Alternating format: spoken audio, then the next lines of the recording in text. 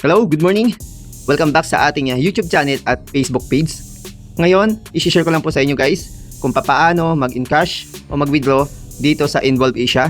At syempre, para magkaroon kayo ng idea na talagang totoong pwede kang kumita dito sa Involve Asia. So, ilalagin ko lang po yung ating email at password.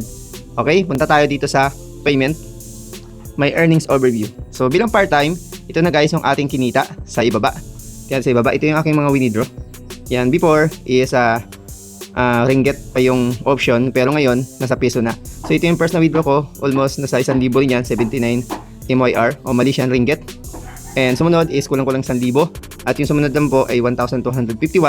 At yung pang-apat, 1,250. At yung pang-lima na withdraw ko is 111. At yung pang-anim, ito medyo malaki, is 2,150. At meron po tayong balance na pwede nating withdrawin ngayon na 1,296. Sa ringgit po ay 102. Yan. So, paano po mag-withdraw dito sa Involve Asia? So, ipapakita ko lang po sa inyo guys. Napaka-basic lang, napaka-simple at napakadali. Click lang po natin itong request withdrawal. Yan. So, dito po, makikita nyo po yung magkano i-withdrawin natin is 102.45 na Malaysian ringgit na equivalent po yan sa 1,296.68. Siyempre, nandito rin po yung ating mga bank information. So, i-blur ko lang po yan para for security lang po ng ating account. Kailangan po natin ilagay yung SWIFT number ng inyong bank. Okay? Pati simple contact number. So, madali lang po yan. Basta follow nyo lang po or manood lang po kayo ng mga tutorial kung paano i-input yung bank information dito sa Involve Asia. I-confirm lang po natin. Yan, yung amount na ating withdraw. So, confirm ko lang po. Yan, standard withdrawal lang po tayo. So, magti-take po ito ng 3 to 5 days. Hindi po kasama yung holiday at Sabado at Linggo. So, confirm lang po natin yan. Ayan. So, nakapag-withdraw na po tayo. Requested po ito free dahil doon tayo sa standard. Withdrawal request submitted. So, 102.55 na Malaysian ringgit. Siyempre sa peso, kanina binanggit ko na rin po yon. Nandito. So, ito yung net na makukuha natin. Papasok po ito doon sa aking bank account.